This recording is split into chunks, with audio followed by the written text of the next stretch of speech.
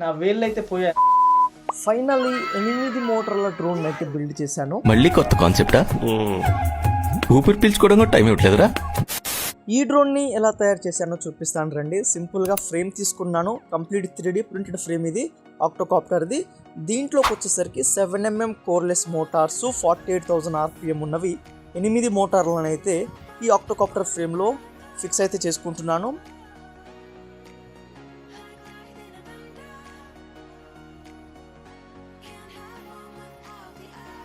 Eight మోటార్స్ని ఫ్రేమ్లో fit అయితే చేసుకున్నాను. ఫిట్ చేసుకున్న తర్వాత ఈ 2 మోటార్స్ని సిరీస్లో అయితే కనెక్ట్ చేసుకుంటున్నాను.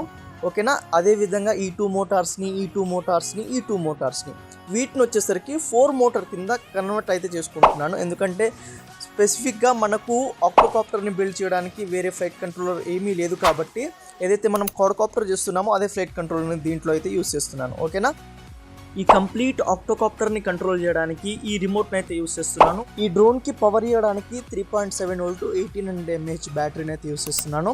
తర్వాత ఏదైతే ఫ్లైట్ కంట్రోలర్ ఉందో దీన్ని అయితే మన ఫ్రేమ్ మీద ఫిక్స్ చేసుకుంటున్నాను. ఫిక్స్ చేసుకున్న తర్వాత మోటార్స్ని వచ్చేసరికి ఇక్కడ ఫ్లైట్ కంట్రోలర్ మీద అయితే షోల్డరింగ్ అయితే చేసుకుంటున్నాను.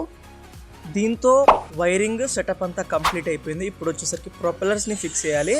ప్రొపెల్లర్స్లో ఏ ఉన్నది వచ్చేసరికి clockwise propeller, B number ఉన్నది వచ్చేసరికి కౌంటర్ క్లాక్ వైజ్ ప్రొపెల్లర్. ఓకేనా, ఇవి 7mm కోర్లెస్ మోటార్కి ఫిట్ అయ్యే ప్రొపెల్లర్స్. వీటిని వచ్చేసరికి క్లాక్ వైజ్ మోటార్కి clockwise propeller, counter clockwise మోటార్కి కౌంటర్ క్లాక్ వైజ్ ప్రొపెల్లర్స్ని అయితే ఫిక్స్ అయితే చేసుకుంటున్నాను నేను.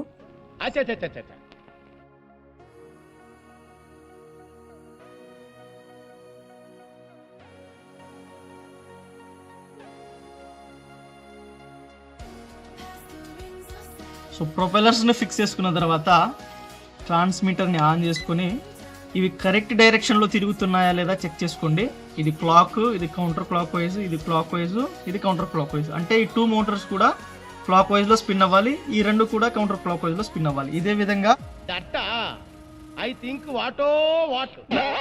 డైరెక్షన్ రాంగ్ తిరిగితే ఈ 2 వైర్స్ని ఇంటర్చేంజ్ చేసేయాలి. ఫస్ట్ అయితే చెక్ చేసుకుంటున్నాను ఇక్కడ.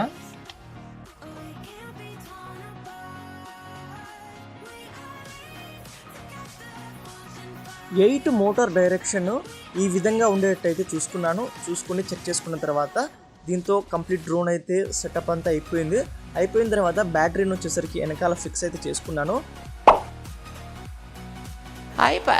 ఫిక్స్ చేసుకున్న తర్వాత దీన్ని అయితే టెస్ట్ చేశాను నేను.